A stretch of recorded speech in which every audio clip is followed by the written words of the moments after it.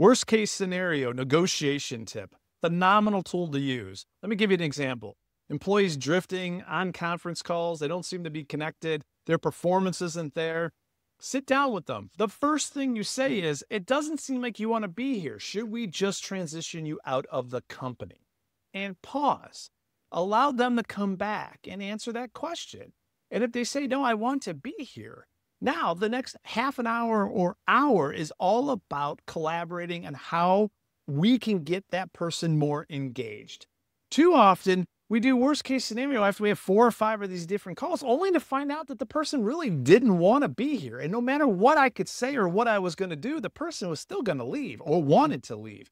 So it's different than an ultimatum. Ultimatum is, if you don't do this, I'm going to do this. You're not doing that. But the next time you're talking about and having confrontation and negotiating, take the worst case scenario, move it up front. You'll be surprised how effective it is.